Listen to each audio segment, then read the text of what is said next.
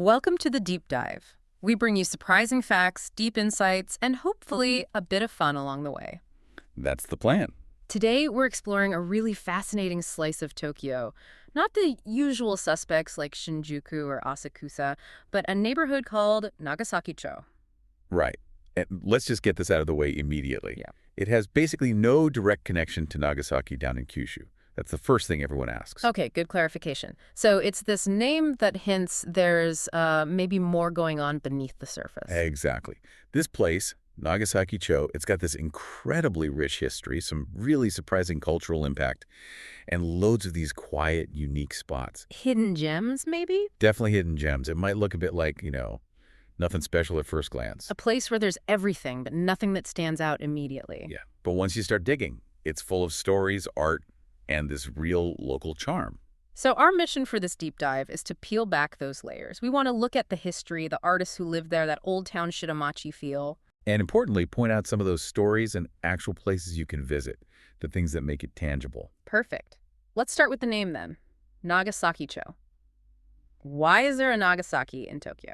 Okay, so the main theory, the most accepted one, actually goes way back. We're talking Kamakura period, like 12th to 14th century. Wow, okay, so centuries ago. Yeah, it seems the name comes from the Nagasaki clan. They were pretty powerful vassals serving the Hojo clan, who were the real power back then. Ah, I see. And this area, this part of what's now Tokyo, was basically their territory, their turf. So the name just stuck, the legacy of that family. Pretty much. It endured through the centuries long after the clan itself faded. Interesting. But you mentioned theories. Is there another idea about the name? There is. It's a bit more poetic, maybe, from the Edo period. Okay. It suggests that the area's hills, back then anyway, offered views that looked a bit like a long cape. And Nagasaki means long cape in Japanese. Exactly. So it could be topography, could be the clan. Yep. Either way, it shows deep roots. And to avoid any confusion for modern travelers heading to Kyushu. Right. The train station there isn't just Nagasaki. It's specifically Higashi-Nagasaki. East Nagasaki. Yep. They added that Higashi precisely to make it clear. This is Tokyo's Nagasaki, not the one way down south. Got it. So thinking about its early history, before it was really built up, what was it like? For a very long time, it was mostly just farmland, part of what was known as Nagasaki Village. Just fields and maybe a few houses? Pretty much. It really only started becoming more residential in the Showa era, so, 20th century. But even as farmland, it wasn't entirely sleepy, was it? I read something about the Edo period. Ah, yeah, that's fascinating. Even as a village, it was on a really important route. Important how? It was part of Toshima, and crucially, it was on the path for daimyo performing Senkin Kotai. Senkin Kotai. That's the alternate attendance system, right? Where feudal lords had to travel to Edo. Exactly. They had to spend every other year in the capital. So imagine these huge processions. Hundreds of samurai, banners, the whole spectacle. Marching right through this area. So Nagasaki Village wasn't just quiet fields. It was witnessing the power and politics of feudal Japan regularly. That's quite a contrast to its later residential feel. Okay, so fast forward a bit. Meiji Restoration, Japan's modernizing push. Right. Big changes. And Nagasaki-cho felt that directly. How so? The railway arrived. In 1885, the Shinagawa line opened. Which is now part of the Yamano line, the big loop line. That's the one, a major artery even back then. Yeah. And it cut right through Nagasaki-cho, changed the landscape forever. And is there anything left from that era, something we can actually see? Yes. This is a great little hidden gem. There's the Shibuya River Bridge. Right, okay. It's this really sturdy red brick arch bridge from that Meiji industrial boom, still standing. Wow. Where is it, roughly? The bit tucked away near Nagasaki One-chome heading towards Saijinomiya. You could walk right under it. And imagine the steam trains rumbling overhead. Exactly. A real tangible piece of that Meiji progress. Incredible. Now, the story takes a darker turn, unfortunately, during World War II. There's a particularly sad connection, isn't there? There is. It's quite poignant. In April 1945, during the air raids on Tokyo, Yes. Nagasaki-cho was mistakenly bombed. Incendiary bombs, meant for military sites, hit this residential area. Oh, no. So civilian casualties. Yes, quite a few, and significant damage. It was devastating for the community. And the irony, a place called Nagasaki suffering that kind of bombing, even before the atomic bombs fell on the cities of Hiroshima and, well, Nagasaki. The historical weight of that is just, Yeah. it's heavy. But what's also remarkable is the resilience. They rebuilt. Absolutely. The community spirit in picking up the pieces was incredible. That resilience, maybe it even helped fuel what came next. Which was? A real flourishing of art and culture, almost like that rebuilding energy channeled itself creatively. Ah, okay. So moving into the 20th century, things get artistic. Very much so. From the 1920s through the 40s, this area became known as Ikebukuro Montparnasse. Montparnasse, like the artist's quarter in Paris. Exactly that kind of vibe. This area, including Nagasaki-cho, Kanamecho, Chihaya, it became an atelier mura, an artist village. Why there specifically? Mostly because rent was cheap, and it was close to the art schools in Ikebukuro, perfect for young, struggling artists, painters, sculptors. And they had special houses. Ateliers. Yeah, unique places built with big windows, often those north-facing skylights artists love for the steady light. It wasn't just scattered artists, it was communities. Like actual named villages. Yes. There was Suzumigaoka, Atelier Mura, Sakuragoka Parthenon, Tsutsujigaoka Atelier Mura. Hundreds of creative people living and working together. Poets, filmmakers joined in too. That sounds amazing. Can you still get a sense of that today? You can. A great starting point is the Kumagai Morikazu Museum in nearby Chihaya. It was his former home and studio. Oh, the famous painter. That's him. And they still hold the Ikebukuro Montparnasse Art Festival twice a year, in May and autumn. Keeps the legacy alive. Fantastic. But the creative story doesn't stop with painting, does it? Post-war, something even bigger happened here. Arguably, yes.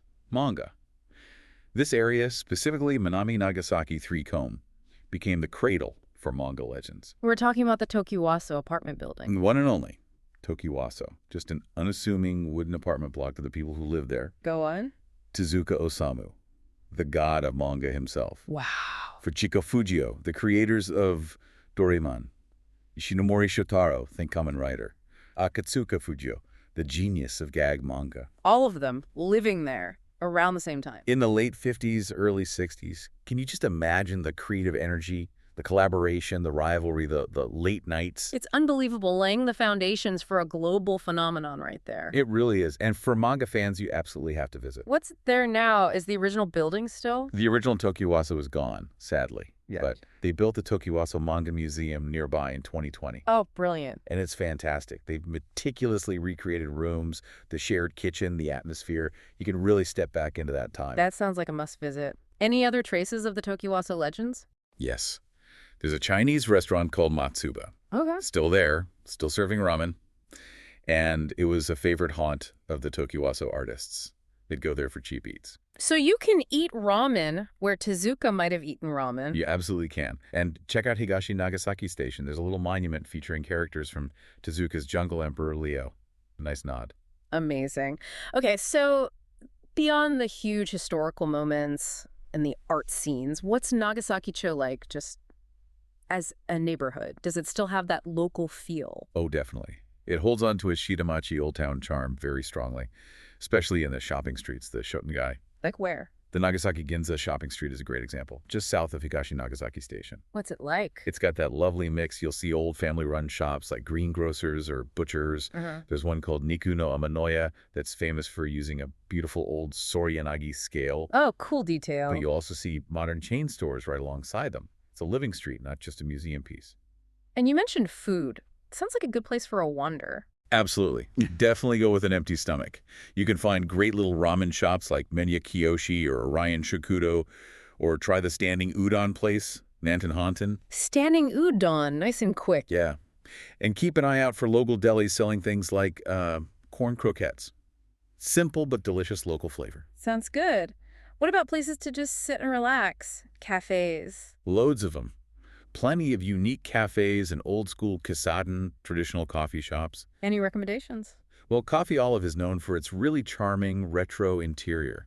Feels like stepping back a bit. Nice. And apparently, the legendary musician Yamashita Tatsuro used to work near another local place called Coffee Ann. No way. Local legends everywhere. Seems like it. You could also look for a Kamidokoro, a traditional sweet shop. For things like Anamitsu. Exactly. Or maybe good old-fashioned pudding. Sometimes you can find ones where you can watch the Toden Arakawa streetcar trundle past outside. Very Tokyo. That sounds idyllic. So overall, it sounds like a nice place to live, too. Very much so. Yep. People mention the strong sense of community. It feels safe. The roads can be narrow and winding, typical old Tokyo style. Adds to the charm. I think so. It makes it feel very residential, very lived in. Any other local experiences you'd recommend? Well, if you want a truly local, authentic experience, try Saito U, That's an ass. a Sento, a public bathhouse. This one was founded back in 1947. Wow. Still going. Yep. Known for its great nostalgic tiled murals. It's a real dip into local community life. Or for just some quiet green space, there's Minami Nagasaki Harappa Park. Harappa Park. Empty Lots Park. Sounds intriguing. It's just a nice little patch of green, a place to breathe. Okay, we've covered a lot of ground. History, art, food, local life. Any final hidden corners? Maybe something spiritual or community focused? Definitely. We should mention Nagasaki Shrine again, near Shiinamachi Station. That's really the ancient spiritual heart of the area. Does it have events? Oh, yeah. The Autumn Festival is supposed to be fantastic. Very lively food stalls, traditional Kagura dances, Mikoshi processions. The works. Sounds vibrant. And right next door is Kongoin Temple. This is really cool. Why's that? It has a manga jizo, A manga. a jizo statue, the little Buddhist figures protecting travelers and children. But this one's holding a pen, specifically honoring the area's manga history. That's brilliant. So unique. Isn't it? The temple even has a nice little cafe. There's also Oshima Shrine nearby, another local spot. And beyond the main shrines, just wandering. That's honestly one of the best ways to explore Nagasaki-cho. Wander the back streets. You might stumble upon an old house turned into a tiny gallery or a craft studio or an indie bookstore. The artistic spirit living on in quiet ways. Exactly. There's also the Nagasaki-cho Cultural Exchange Center for community art stuff. And even Zenshoin Temple gets involved with things like cooking classes or movie screenings. It's tradition meeting modern community life. So wrapping this up, it really sounds like Nagasaki-cho isn't your typical Tokyo tourist spot. Not at all. It's not about rushing between big sites. It's about slowing down. An immersive journey, maybe? A proper deep dive. That's the perfect way to put it. You need time to explore, to let the stories of the place kind of seep in. History, art, community, it's all layered there. So our advice to you, the listener. Go there. Definitely go with an empty stomach, like we said. And an open mind. Use this chat as a sort of treasure map, maybe. Yeah, find your own little discoveries, make your own connections. It's that kind of neighborhood. Resilient, creative, quietly special. It really makes you think, doesn't it? How a seemingly ordinary corner of this giant city can hold such deep history, from samurai clans to manga gods. Absolutely. It makes you wonder what hidden depths and amazing stories might be tucked away in our own neighborhoods, if we just take the time to really look.